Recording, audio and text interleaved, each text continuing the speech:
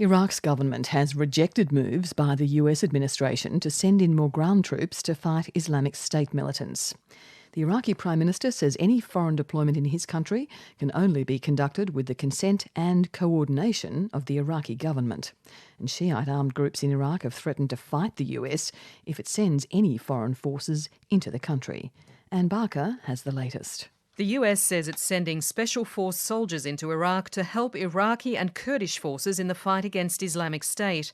So far, there's no figure on how many troops are involved, but it's expected to be no more than 200, well above the roughly 50 special force soldiers now on the ground in Syria.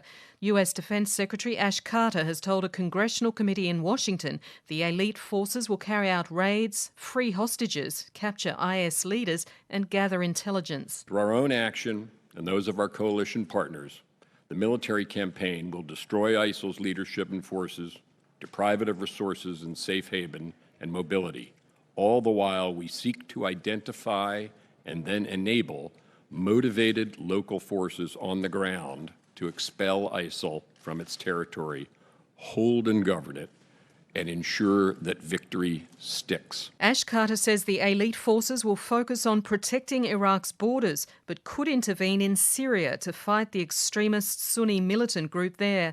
One key goal, he says, is to build the capacity of local forces in Iraq. It emphasizes the necessity of capable, motivated local forces as the only force that can assure a lasting victory. Such forces are hard to find, but they do exist. And we are enabling them, and we're constantly looking for and finding effective ways to expand doing so. And I'll describe some of them. But we cannot substitute for such forces. The US administration has been under pressure from many in Congress who say it's done too little, too late to destroy Islamic State. But while the US Defence Secretary says the ground operation is being done in cooperation with the Iraqi government, Iraq's Prime Minister has begged to differ. In an official statement, Haider al-Abadi said, quote, "The Iraqi government stresses that any military operation or the deployment of any foreign forces, special or not, in any place in Iraq cannot happen without its approval and coordination and full respect of Iraqi sovereignty." And it's not only the Iraqi government resisting the US operation. Powerful Shiite Muslim armed groups in Iraq have vowed to fight any US forces deployed in the country. Jafar Husseini, a spokesman for one of the groups, Kataib Hezbollah, said, quote, "We will chase and fight any American force deployed in Iraq. Any such American force will become a primary target for our group.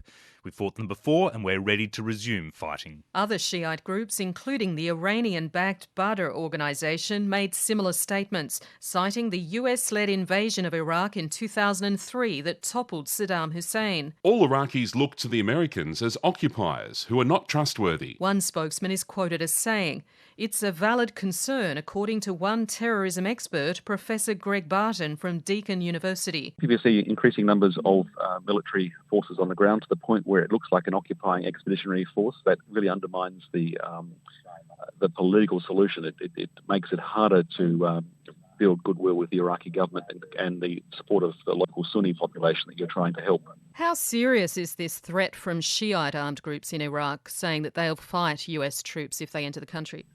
It's a very real concern because it's not just a local Arab Iraqi Shia group. There's also Iranian Shia militia and Iranian military leadership. So it has the potential to derail the whole process of engaging Iran, particularly in finding a peace solution in Syria. So it could go badly wrong very quickly. Professor Greg Barton.